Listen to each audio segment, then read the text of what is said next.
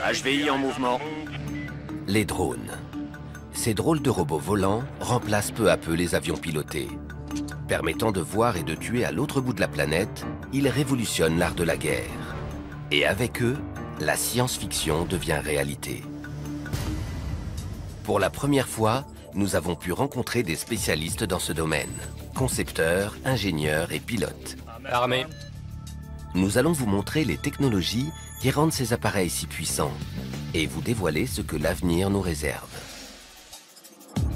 Les drones remplaceront-ils bientôt les avions pilotés les plus perfectionnés? Feront-ils un jour partie de notre quotidien? Au départ, c'était un jouet que mes chiens coursaient. Le problème, c'est que 30 000 drones rassembleront des informations. Ils sont en tout cas loin de faire l'unanimité. Je m'exprime au nom de la loi. Un nouveau chapitre de l'histoire de l'aviation vient de s'ouvrir et il prête à controverse. 3, 2, 1. Voici l'alliance parfaite entre l'homme et la machine. L'armée de l'air américaine dispose de plus de 2300 chasseurs. Et leurs pilotes, comme Matt McDonough, sont de véritables héros. Les meilleurs pilotes peuvent prendre des décisions hyper rapides quand la situation l'exige. Mais petit à petit, les drones supplantent les avions habités. Les films comme Terminator sont-ils sur le point de devenir réalité? Verrons-nous des machines voler, penser et tuer de leur propre initiative? Les drones sont des robots équipés de capteurs visuels, de systèmes de navigation Cible en vue. et parfois d'armes. Il en existe de toutes les formes et de toutes les tailles, et ils possèdent également plusieurs noms. L'Air Force parle d'aérodynes légers télépilotés. On dit aussi aéronefs non habités, mais les médias préfèrent drones. Le Pentagone en utilise plus de 10 000 de différentes sortes, généralement pour espionner et parfois pour tuer.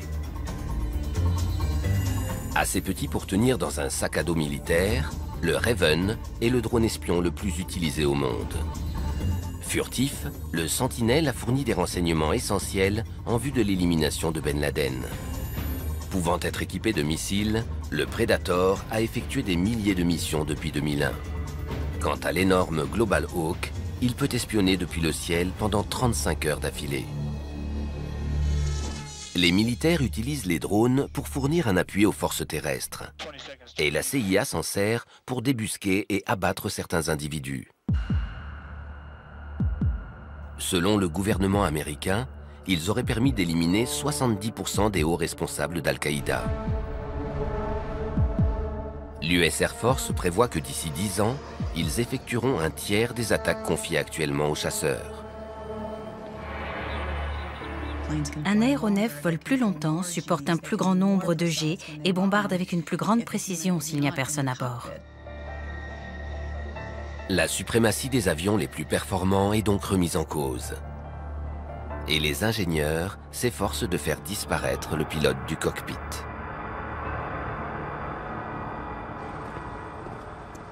Située dans le sud du Nouveau-Mexique, Holloman est la plus grande base aérienne d'entraînement des opérateurs de vol de drones. Je suis le capitaine Chad.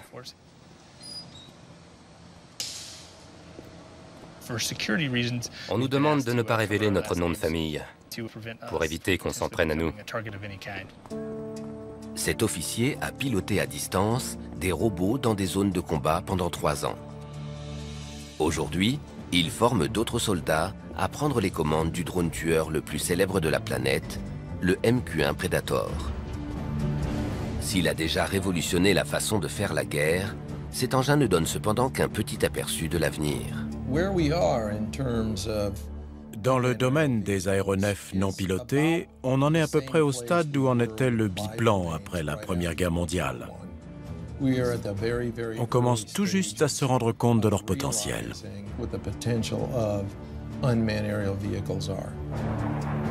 Contrairement aux chasseurs qui doivent avant tout être rapides et maniables, le Predator doit être endurant. Il est donc léger et économe en carburant. Ça pèse le poids d'un petit pick-up, environ 900 kg, qui sont répartis également sur les roues. D'une seule main, je peux le soulever et le reposer. Le Predator est propulsé par une hélice et son moteur 4 cylindres consomme 300 fois moins de carburant qu'un chasseur. Il vole à 135 km/h. Il peut rester en vol plus de 24 heures. Un chasseur n'a que 2 heures d'autonomie et sa voilure lui confère vitesse et maniabilité. Le Predator plane à 8000 mètres, souvent hors d'atteinte de l'ennemi, et ses longues ailes maximisent la portance. Elles sont assez flexibles. Sans pilote à protéger, un drone est bien plus léger et bien moins complexe qu'un avion. Sur un chasseur, les systèmes de pressurisation du cockpit, d'oxygénation et d'éjection du pilote pèsent à eux seuls aussi lourd que le Predator. Sur un drone, l'espace du cockpit abrite le système de commande par satellite. C'est le cerveau de l'appareil. Ça nous permet de communiquer avec lui, de le contrôler et le diriger. La nacelle sphérique contient une caméra jour et une caméra infrarouge. On peut facilement voir des gens à une dizaine de kilomètres. Cette nacelle permet aussi de tirer les 2 missiles Hellfire. Ici, il y a un laser. Quand on le met en marche, il illumine le sol. On tire le missile et son autodirecteur, qui est ici, le dirige vers le point illuminé avec une très grande précision. Les opérateurs de vol s'installent dans des sortes de conteneurs sur roues et contrôlent leur Predator grâce à une liaison satellitaire. Ils peuvent donc piloter leur engin depuis à peu près n'importe quel endroit sur Terre.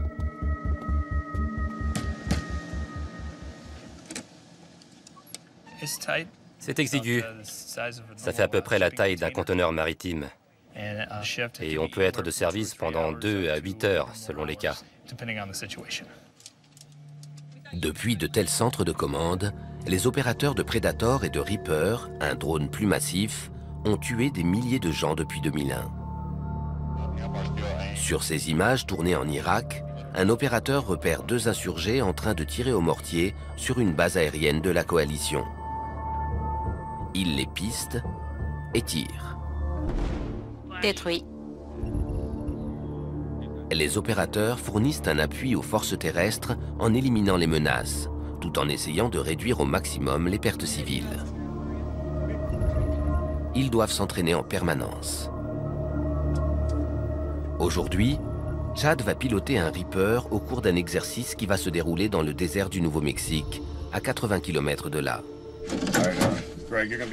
Greg, tu seras mon HVI. Le drone va se mettre en position pour t'observer. Dans un faux village, d'anciens soldats embauchés par une entreprise privée vont jouer les HVI, les cibles que Chad va devoir débusquer. Tu vas être attaqué, et quand tu seras mort, reste sur place.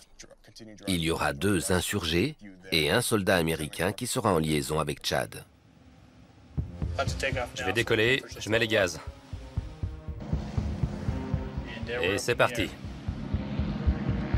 Cet exercice illustre la façon dont les États-Unis utilisent les drones pour soutenir leurs forces terrestres et combattre le terrorisme. Il est le plus réaliste possible, afin d'éviter que les opérateurs ne commettent des erreurs en situation réelle. Il devrait arriver d'ici 20 minutes. Ce sera un Reaper. Test, test. S'il est à 7600 mètres comme d'habitude, on ne le verra pas. Au bout d'une demi-heure de vol, le Reaper arrive sur zone. Les drones, comme le MQ-9, peuvent suivre automatiquement des coordonnées GPS programmées à l'avance. Mais l'opérateur garde en permanence la main sur les commandes. Les gens ont tendance à penser soit qu'il y a un pilote à bord qui fait tout, soit que c'est un engin non piloté sorti d'un film comme Terminator. Actuellement, la réalité est quelque part entre les deux, sur les 2 types d'aéronefs. On raisonne en distinguant le robot de l'homme, alors que les deux sont imbriqués. Pendant que Chad pilote, son collègue Jay s'occupe des caméras et des lasers. Quand les insurgés entrent dans le village, le Reaper tourne dans le ciel, plusieurs kilomètres au-dessus d'eux. Bones, Raleigh, situation? Raleigh et Bones, objectif en vue. Grâce à son récepteur portatif et son ordinateur, le soldat au sol qui guide Chad voit la même chose que lui. L'indicatif de Chad est Bones. Celui du soldat est Raleigh. Raleigh, Bones. 2 individus dans le coin nord-ouest de l'enceinte. Poursuivez la surveillance. Raleigh demande à Bones de suivre un HVI vêtu de noir.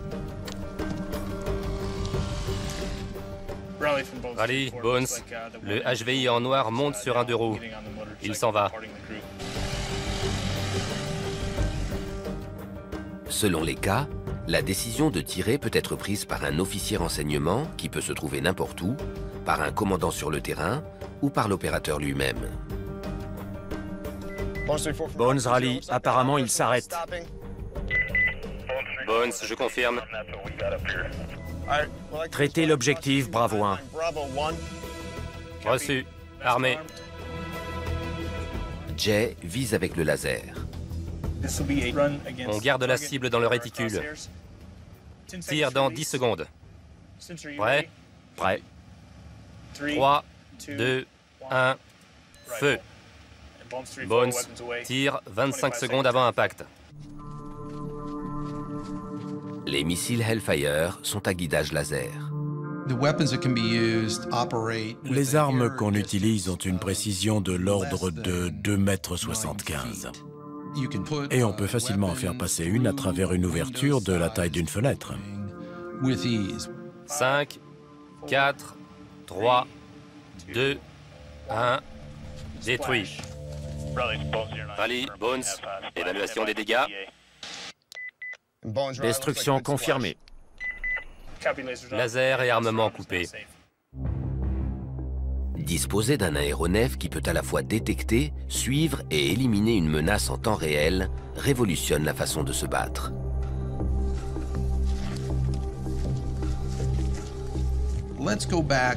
Revenons au milieu du siècle dernier. Pendant la Deuxième Guerre mondiale, il fallait des mois pour réunir des renseignements provenant de différentes sources, aériennes ou terrestres, les traiter et définir les objectifs à détruire.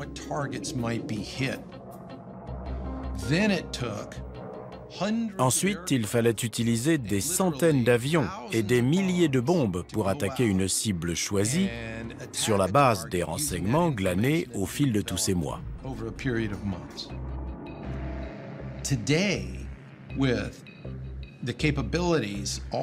Aujourd'hui, grâce à ces engins multitâches, le Predator et le Reaper en particulier, on peut boucler toutes ces étapes en moins de 10 minutes. Avant le Predator, il fallait des avions pour la collecte de renseignements et d'autres pour l'attaque. Et la reconnaissance était une phase cruciale. Après la Deuxième Guerre mondiale, les ingénieurs mettent au point des avions espions ultra sophistiqués. Ils doivent pouvoir voler très haut et très vite afin que les pilotes et les renseignements récoltés ne tombent pas aux mains de l'ennemi.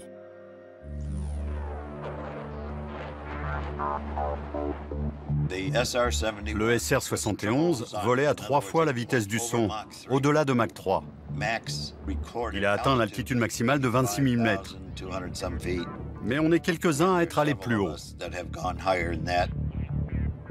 Tony Bevacqua fait partie de l'élite qui a été recrutée pour piloter cet avion espion construit en pleine guerre froide.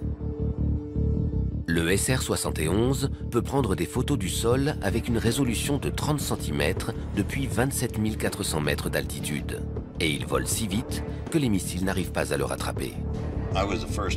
J'ai piloté le premier SR-71 qui s'est fait tirer dessus. On survolait Hanoï, à une vitesse de 3700 km/h.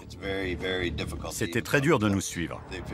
Et le missile a explosé environ 1600 mètres en dessous de nous. Après, on a déguerpi, vite fait. Dieu merci. Mais pour atteindre une telle vitesse, le SR-71 doit refaire le plein toutes les 2 heures. L'autre option, à l'époque, bien moins rapide, et le U-2. Seulement 12 hommes ont eu le privilège de piloter les deux avions en opération. Tony Bevacqua en fait partie. Je suis très fier d'avoir été pilote de U-2, compte tenu de ce qu'on a fait et de ce qu'on continue de faire. C'est une très bonne plateforme qui fait de la reconnaissance d'excellente qualité. Le U-2 est toujours utilisé aujourd'hui, près de 60 ans après sa mise en service. Et c'est la résistance des pilotes qui limite sa durée de vol à 12 heures. C'est très dur physiquement. Les pilotes ont une combinaison spéciale, mais après un vol, ils sont HS pendant 2 jours, parce que c'est épuisant de monter aussi haut. Un autre facteur limite l'usage des avions espions en général, le risque encouru par le pilote. En 1960, un ami de Tony Bevacqua, Francis Gary Powers, survole l'Union soviétique aux commandes d'un U-2. Son appareil est abattu et il est fait prisonnier. Pour sa défense, le pilote invoque un vol d'observation météorologique. Frank a raconté qu'il étudiait la météo. Mais il avait des kilomètres de pellicule. Donc c'était facile de deviner ce qu'il était venu faire. Khrushchev denounced the United States with every epithet in his vocabulary.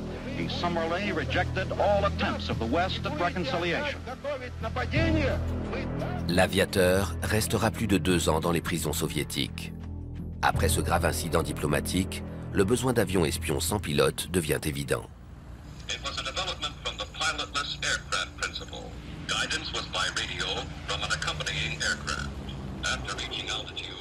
Dès la Deuxième Guerre mondiale, on arrive à télécommander des avions par radio après l'éjection du pilote.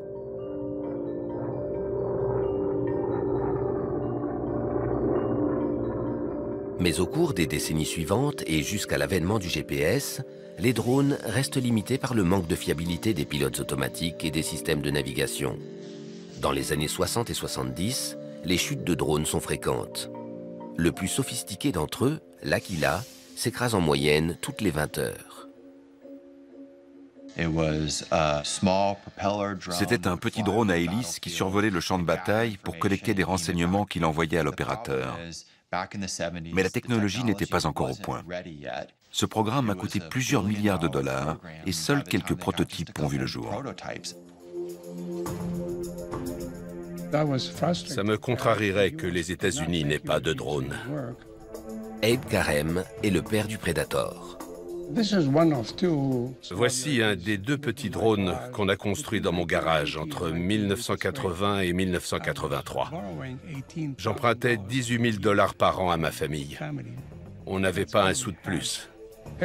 On a utilisé la technologie la plus rudimentaire possible. On voulait montrer qu'en optimisant la conception, on pouvait quand même obtenir de bonnes performances. Sur son premier prototype, baptisé Albatros, il place le moteur et l'hélice à l'arrière, afin qu'il ne perturbe pas les capteurs situés à l'avant. Et il imagine un empennage inversé qui est toujours d'actualité. L'empennage inversé protège l'hélice. Lorsque l'aéronef bascule en arrière, ce sont des patins qui heurtent le sol, pas l'hélice. Après avoir conçu des chasseurs, Abe Karem construit aujourd'hui différents avions. Dans les années 70, quand il commence à travailler sur les drones, il se rend compte que supprimer le pilote ouvre des perspectives intéressantes. La plupart des aéronefs non habités de l'époque s'apparentent encore trop aux avions pilotés. Ça ne me plaisait pas. Et je n'ai repris ni le moteur, ni l'hélice, ni le train d'atterrissage, ni l'ordinateur. Selon lui, rendement et légèreté sont la clé pour obtenir un drone abordable et endurant. Le sien a donc des ailes allongées pour privilégier la portance plutôt que la vitesse. Pour avoir un bon rendement, il faut être comme un oiseau qui monte dans le ciel. Il faut avoir une grande envergure. L'albatros est l'oiseau qui plane le mieux. Son envergure est 20 fois plus longue que sa corde. Et les mensurations de mon albatros s'approchent de ces chiffres. Abe Karem modifie un moteur de kart pour qu'il ne consomme que 0,37 litres à l'heure. L'albatros devient ensuite l'Amber, un drone de 4,60 m de long et de 8,50 m d'envergure ayant 38 heures d'autonomie. La DARPA, l'Agence des programmes de recherche avancée de défense, apporte le capital initial. Ces investissements, notamment dans le domaine de l'intelligence artificielle, ont eu de nombreuses applications dans le civil et ont ouvert la voie aux drones d'aujourd'hui. Dans les années 70 et 80, grâce au financement de la DARPA, toutes sortes de technologies ont vu le jour, dont le GPS, la transmission de données longue distance, l'informatique ultralégère, les matériaux composites, la communication par satellite et les commandes de vol numériques. L'Albatros et l'Amber ont été les précurseurs des drones de l'ère moderne. On travaillait à 3 et on a souvent démontré qu'on avait vu juste. Le secrétaire à la marine et le patron de la DARPA ont dit « Volez 500 heures et on verra combien de fois vous vous écraserez ». Mais on ne s'est jamais écrasé lors des essais militaires. L'Amber n'entre pas en production. Mais après plusieurs versions successives, au milieu des années 1990, il donne naissance au Predator. Ne manipulez pas le missile par les ailes, ailettes, tête chercheuse, moteur fusée, tuyère, connecteur ou carcasse pour éviter dégâts et blessures. Mes drones ne devaient pas être armés. Ils avaient été conçus pour la guerre froide, une époque où c'était surtout les défis tactiques qui importaient. Les deux camps avaient chacun énormément d'artillerie. Entre les deux superpuissances, les drones servent uniquement à espionner et non à attaquer. Mais après le 11 septembre 2001, les États-Unis décident de s'en prendre à des individus. Aujourd'hui, l'ennemi n'est plus un État. Donc, armer un drone peut avoir un sens, même si ça n'était pas mon intention première. En octobre 2001, un Predator armé révolutionne la façon de faire la guerre. J'ai commandé les opérations aériennes en Afghanistan et c'est là qu'on a utilisé pour la première fois une arme installée sur un MQ-1 Predator. Ça présentait des avantages énormes. Ses capacités dépassaient très largement celles des aérodynes légers télépilotés utilisés 10 ans plus tôt lors de l'opération Tempête du désert. Depuis, les drones se sont avérés si efficaces que l'Air Force entraîne aujourd'hui davantage d'opérateurs de vol que de pilotes de bombardiers et de chasseurs. Début du scénario. À la base aérienne Holloman, le commandant Jason forme la nouvelle génération d'opérateurs. Adam 3 reçu. Compte tenu des enjeux, la formation commence sur simulateur. Le commandant Jason programme des scénarios d'entraînement à l'aide de manettes de console de jeux vidéo. Adam 9, tir autorisé. On fait des choses impossibles à faire avec un avion, parce que je crée ce monde. 3, 2, 1, feu. On apprend dans un environnement qu'on maîtrise pour faire toutes les erreurs possibles avant d'aller en mission. Je n'ai pas dû allumer le laser. Je ne sais pas où le missile est parti. Comment ça se fait? Dans la réalité, ça aurait été catastrophique. Contrairement aux pilotes qui s'entraînent pendant au moins 2 ans, les opérateurs de vol sont formés en moins d'1 année.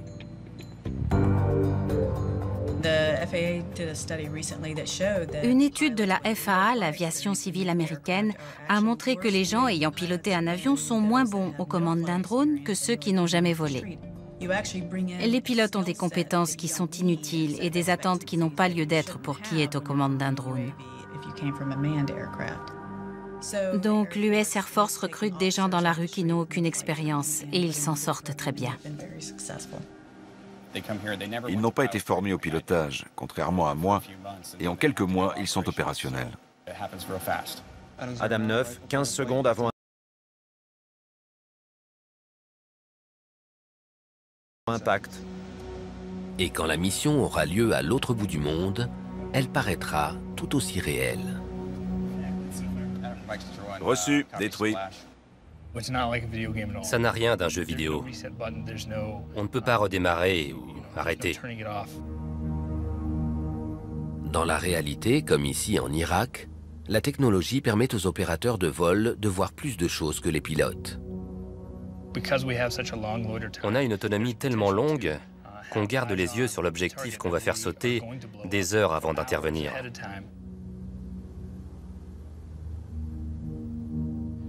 Après, on le traite.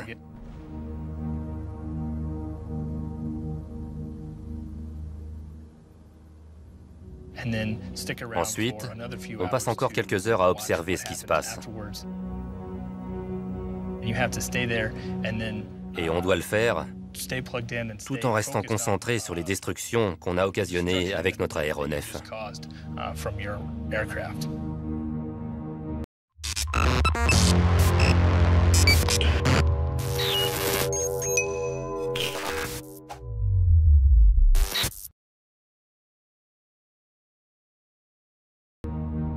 En 2012, les drones ont effectué des centaines d'attaques dans 4 pays.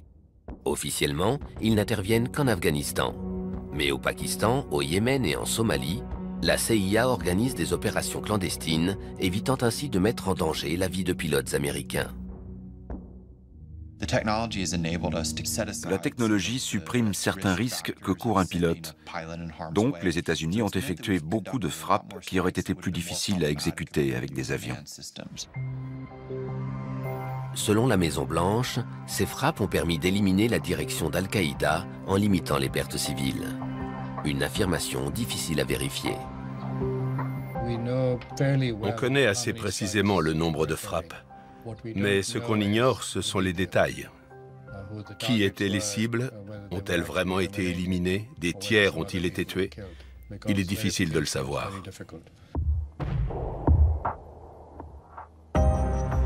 Malgré l'absence de chiffres fiables, certains affirment que jusqu'à 30% des victimes des drones sont des civils, que les frappes contreviennent aux règles du droit international et qu'elles mobilisent des populations contre les États-Unis.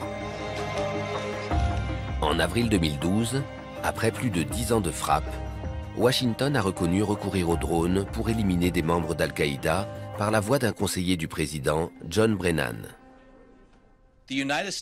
Le gouvernement des États-Unis effectue des frappes ciblées contre certains terroristes d'Al-Qaïda, parfois à l'aide d'aérodynes légers télépilotés, communément appelés drones. Vive réaction dans la salle. Des centaines d'innocents meurent lors des frappes de drones au Pakistan, au Yémen et en Somalie. Ils méritent que vous leur présentiez des excuses, Monsieur Brennan. Je m'exprime au nom de la Constitution, au nom de la loi. J'aime la loi, j'aime mon pays. Mais vous nous mettez en danger en tuant autant d'innocents à travers le monde. C'est une honte. Merci. Il est capital que l'opinion publique américaine comprenne ce qu'implique l'utilisation de cette technologie, parce qu'on s'en sert au nom des États-Unis. Les drones permettent de s'en prendre facilement à n'importe qui, n'importe où, au mépris des frontières.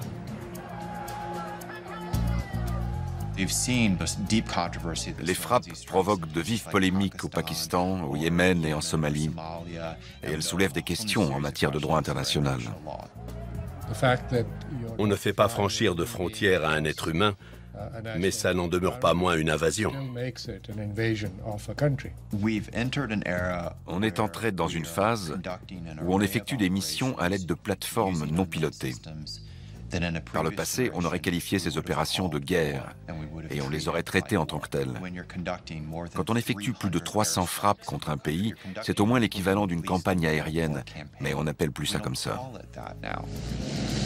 Les drones peuvent frapper avec une extrême précision, mais leurs capteurs visuels sont limités, au point de parfois induire les opérateurs en erreur. À l'heure actuelle, l'opérateur de vol d'un Predator n'a pas la possibilité d'avoir une vue d'ensemble. Zoomer revient à regarder à travers une paille et à faire disparaître la vue d'ensemble. Les petites nacelles sphériques permettent généralement d'observer une zone au sol très réduite, même depuis une altitude de 6000 mètres. Je ne vois pas s'il se passe quelque chose à l'extérieur, autour de ma zone. La perception de la situation s'avère donc limitée. Et quand l'équipage zoome, il peut perdre de vue des détails essentiels. Grâce à la loi sur la liberté de l'information, des journalistes se sont procuré une transmission classée top secret datant de 2010, montrant les dérives qui peuvent se produire. Un équipage de Predator a pris des civils afghans, hommes, femmes et enfants, pour des insurgés. L'opérateur demande « C'est un fusil ?» Réponse de son collègue « Je ne sais pas trop, mais ça ressemble à un objet. » Après des heures de surveillance, un haut gradé ordonne de tirer. 23 civils meurent, la faute notamment aux limites des capteurs. Les ingénieurs planchent donc sur des appareils plus sensibles, capables de voir plus en détail. Aujourd'hui, on met au point des capteurs qui permettent de voir d'un seul coup d'œil un périmètre de la taille d'une petite ville. Ce sont les outils de surveillance de prochaine génération. Pour la première fois, on a reçu la permission du gouvernement de montrer une partie de leur potentiel. C'est important que le grand public en ait connaissance. L'ingénieur Yannis Antoniades a conçu Argus. Avec 1,8 milliard de pixels, c'est la caméra qui possède la plus grande résolution au monde. Elle se loge dans cette nacelle qui est fixée sous le ventre d'un drone. L'essentiel de ces recherches étant classifié, nous n'avons pas eu le droit de voir le capteur. Comme on n'a pas le droit de montrer certaines des pièces du capteur, tout ce que vous pouvez voir, ce sont de jolies bâches en plastique. Argus est l'équivalent d'une centaine de Predators qui observeraient simultanément une zone grande comme une ville de taille moyenne. Cette photo a été prise à 5300 mètres d'altitude et couvre une surface de près de 40 km². Elle a été prise à très haute résolution. Autre qui marche sur le parking, la résolution est suffisante pour qu'on voit les gens agiter les bras et les vêtements qu'ils portent. On peut zoomer ainsi sur n'importe quel endroit figurant sur la vue d'ensemble. On peut ouvrir simultanément jusqu'à 65 fenêtres et tout objet de plus de 15 cm de long est visible. De 5300 mètres, on voit une tache blanche qui se déplace. C'est un oiseau. Argus observe en temps réel et enregistre 1 million de téraoctets par jour, l'équivalent de 5000 heures de séquences en haute définition.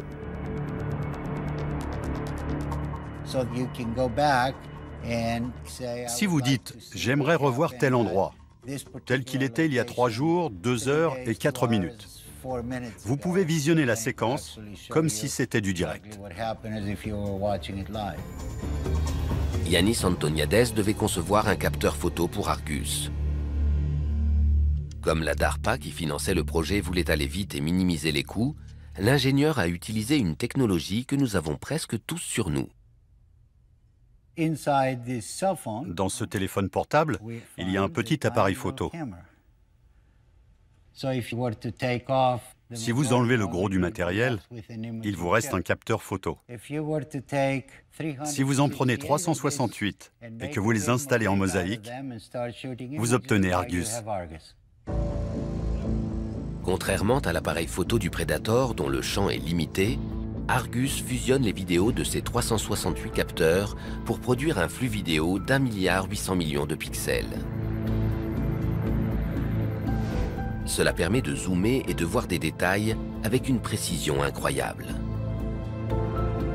Argus est-il déjà utilisé? Mystère. Je ne suis pas autorisé à discuter des plans du gouvernement. Mais si on avait le choix, on préférerait qu'Argus reste au-dessus du même endroit 24 heures sur 24, 7 jours sur 7. Ça n'est pas facile à faire avec des plateformes aériennes pilotées. Mais pour ça, le drone est l'outil idéal. Argus pourrait équiper un drone armé comme le Predator, une plateforme à grand rayon d'action Global Hawk, ou le projet encore à l'étude d'ailes volantes Solar Eagle, qui à terme pourrait voler plusieurs années d'affilée.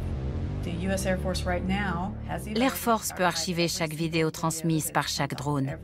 On va vivre dans une société de plus en plus électronique où nos mouvements seront surveillés. Les technologies comme celle d'Argus améliorent notablement les capacités de reconnaissance des drones. Mais il n'en reste pas moins que les grands drones de l'armée de l'air américaine s'écrasent toujours plus souvent que les avions. Le Global Hawk, prix de revient 100 millions de dollars, risque 3 fois plus de s'écraser que le U-2 qu'il devait remplacer. Et même si aucun pilote ne risque sa vie, un accident de ce genre ne va pas s'en poser de problème. Il n'y a pas besoin d'être un génie pour comprendre que si on possède un appareil de haute technologie très performant, on préfère qu'il ne tombe pas aux mains de l'ennemi. En 2011, un drone espion américain RQ-170 Sentinel a disparu au-dessus de l'Iran. L'aéronef a eu un problème et il s'est posé là où il n'aurait pas dû. Je ne vous en dirai pas plus. Les Iraniens ont affirmé avoir piraté le système de commande informatisé pour prendre le contrôle du drone. En théorie, c'est tout à fait faisable. Il aurait été impossible d'appeler Maverick dans son F-14, dans Top Gun. Allô, Maverick? Recode les avions américains pour en faire des avions russes. Tom Cruise se serait mis à glousser en disant « Je peux pas, mon vieux ». En revanche, on peut brouiller un ordinateur et surtout en prendre le contrôle. C'est une ère nouvelle pour la guerre et elle s'accompagne de possibilités révolutionnaires, mais aussi de dangers nouveaux. La cause de la chute du Sentinelle reste classifiée, mais les drones s'écrasent souvent pour des raisons simples. Les drones ne sont pas toujours très intelligents. Leurs autodiagnostics non plus. En cas de problème, on perd la liaison satellitaire ou la puissance et ils tombent. Cela peut être dû à plusieurs facteurs. Quand Chad prend trop d'inclinaison latérale, la liaison est rompue. L'image se gèle et il vole à l'aveuglette. J'ai tourné. Il met les ailes à plat et rétablit le contact. J'ai viré serré et le drone a perdu la liaison satellitaire. Sur les aérodynes légers télépilotés, la liaison avec l'opérateur est parfois vulnérable. C'est un problème qui n'existe pas quand il y a un homme dans le poste de pilotage. Darkstar, Furball. Si je perçois une augmentation de la vitesse R ou une prise de roulis alors que ça n'est pas prévu, c'est qu'il y a un problème. Et je vérifie que je fais bien ce qu'il faut. Les drones, eux, dépendent de liaisons qui peuvent se couper, voire, comme ce qui est peut-être arrivé aux Sentinelles, être piratés par l'ennemi. Alors pourquoi ne pas les rendre autonomes et même les laisser décider de leurs actions? À l'université de Pennsylvanie, l'armée finance une partie des travaux de Vijay Kumar sur des drones sans liaison extérieure et capables comme nous de percevoir leur environnement. Sur ce robot, il y a 2 puces ici. Ce sont des gyromètres. Ils jouent le même rôle que les canaux semi-circulaires qui se trouvent dans nos oreilles et qui nous permettent de nous orienter. Ces gyromètres mesurent les vitesses angulaires plusieurs milliers de fois par seconde.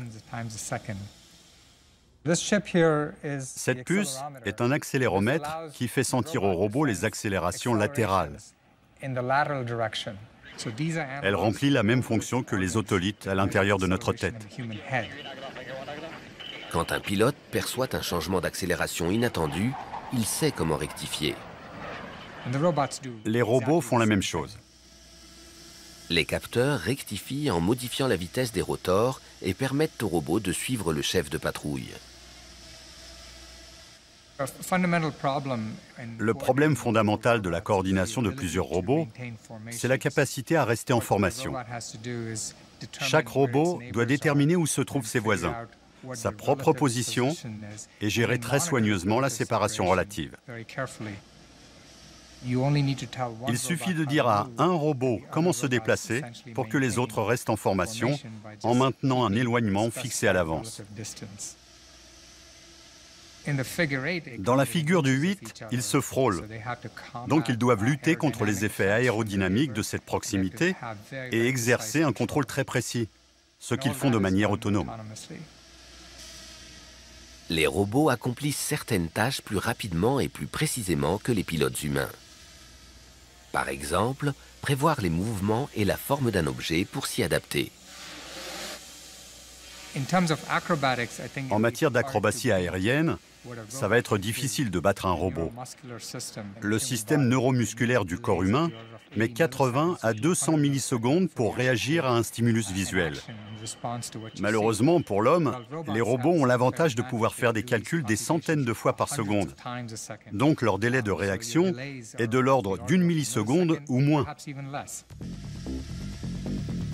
Ces drones sont reliés à un ordinateur qui, grâce à un système de captation du mouvement et de marqueurs argentés réfléchissants, repère en permanence la position des robots et la leur communique. Mais bientôt, il sera possible de couper le cordon. Et un modèle est déjà capable d'aller partout, tout seul. L'idéal, ce serait d'arriver à faire tout ça sans capteur extérieur, sans GPS. En principe, c'est faisable. Ces robots, qui sont plus gros, examinent tout ce qui les entoure pour savoir où ils se trouvent. Celui-ci est muni d'un télémètre laser qui évalue la distance par rapport à un obstacle et d'une caméra 3D. À bord, il y a la puissance de calcul et les capteurs nécessaires pour analyser l'environnement et s'y adapter. L'appareil détermine sa position et celle des éléments extérieurs pour dresser un plan en 3 dimensions. J'aimerais que ça serve à des fins humanitaires.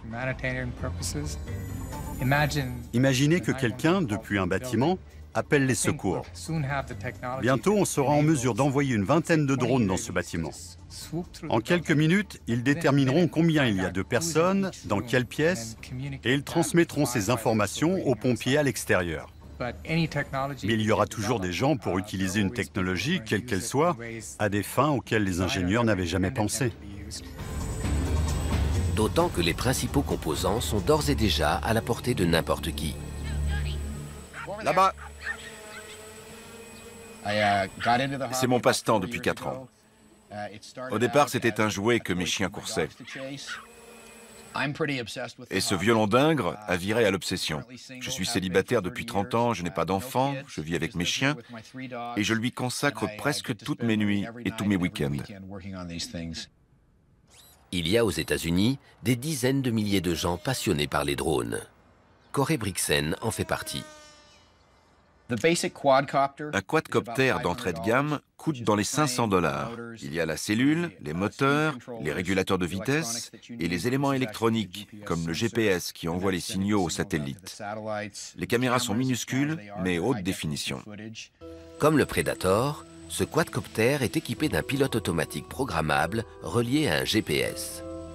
L'utilisateur entre les coordonnées, l'altitude et la vitesse, et l'appareil vole tout seul. Si pour Corey Brixen ils ne sont qu'un jeu, les drones ont des applications de plus en plus sérieuses. Les prédateurs de la police des frontières repèrent les immigrés clandestins, tandis que d'autres modèles, plus petits, font de la reconnaissance. Et des milliers de particuliers s'en servent, parfois à des fins politiques.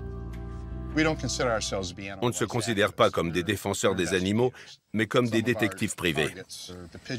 On a filmé des gens qui tirent le pigeon en Pennsylvanie avec notre hélico.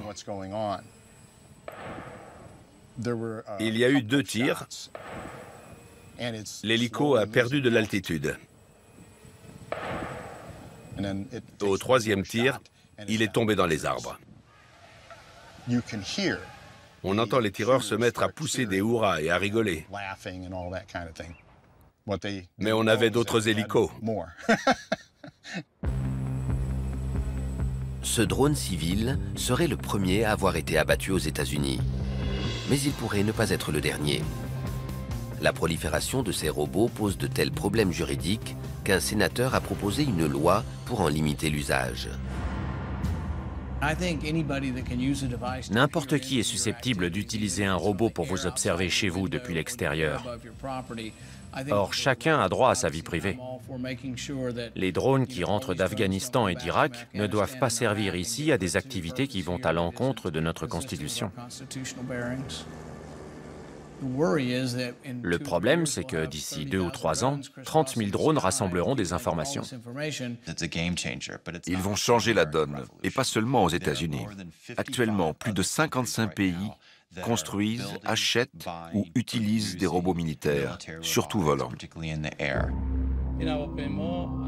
Récemment, l'Iran a annoncé posséder un drone armé ayant un rayon d'action de plus de 1600 km.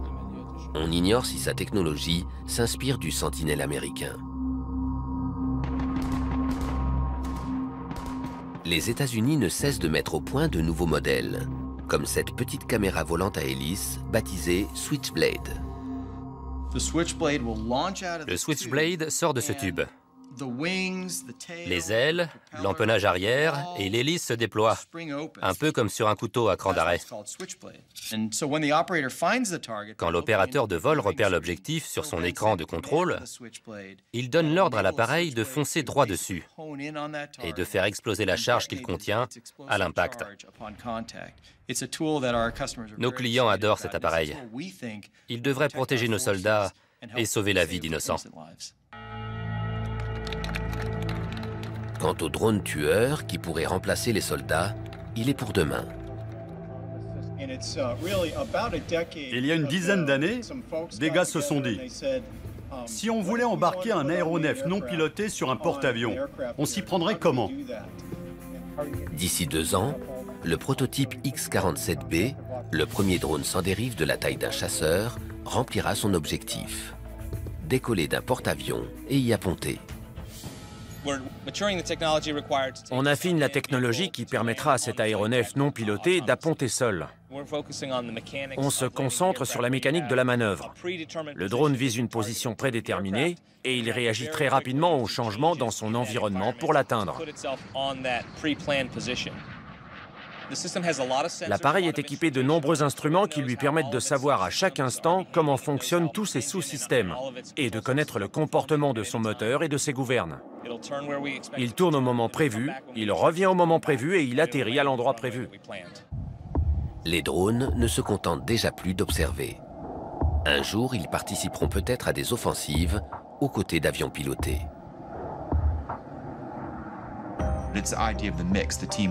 Ce travail d'équipe, c'est sûrement l'avenir. Les aéronefs d'un porte-avions ne seront pas tous du même type. Pour l'instant, on se dit qu'il n'y aura qu'un ou 2 drones.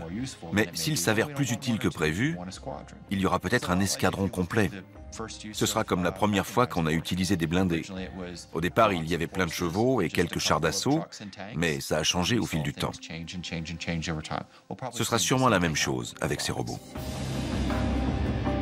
Petit à petit, les drones gagneront en autonomie. Ils effectueront des bombardements, puis rempliront des missions plus compliquées de combat aérien. Les grands de ce monde discutent déjà des règles d'engagement des drones. La technologie progresse et un jour, ces engins fonctionneront peut-être grâce à une intelligence assez semblable à la nôtre. Mais pour l'instant, ils ne peuvent pas rivaliser avec un pilote humain. Quand un engin comme celui-ci survole un territoire ennemi, des menaces ou des objectifs imprévus se présentent. Et on n'a pas encore mis au point la technologie permettant d'y faire face. Merci d'être venu à Pax River. Les drones de demain seront certainement plus indépendants. Mais si vous demandez aux chercheurs dans le domaine de l'autonomie et de l'intelligence artificielle s'ils s'inquiètent d'un éventuel soulèvement des machines, la plupart vous répondront « si seulement ». Avoir ne serait-ce qu'un soupçon des capacités adaptatives et cognitives des robots des films marquerait une percée très significative. Bien reçu. Je totalise 2000 heures de vol, et une mission se passe rarement comme prévu. Il y a plein d'impondérables. Rien ne remplace un être humain dans un environnement tactique.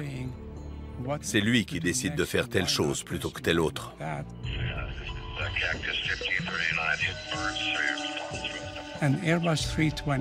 Un A320 avec 150 passagers à bord traverse une nuée d'oies sauvages qui endommagent les réacteurs. Le pilote ne peut pas se poser et il doit amérir sur l'Hudson. Qui préférez-vous avoir à la manœuvre? Un robot ou un commandant de bord comme Sullenberger? On ne peut pas tout anticiper. Cette capacité à gérer l'imprévu est peut-être le dernier obstacle à franchir, avant de voir des drones autonomes supplanter les avions pilotés. On en est loin, mais je serai le dernier à dire que c'est impossible. L'ambition humaine étant le moteur de l'innovation, une chose est sûre, les drones n'ont pas fini de nous étonner. La DARPA a pour mission de créer et d'empêcher des surprises stratégiques. Et si elle y arrive, nous n'aurons pas de surprise. Les frères Wright ont fait leur premier vol en 1903. Et un siècle plus tard, on est aux commandes d'aérodynes légers télépilotés. On vient de prendre notre envol. On ne peut qu'aller plus haut.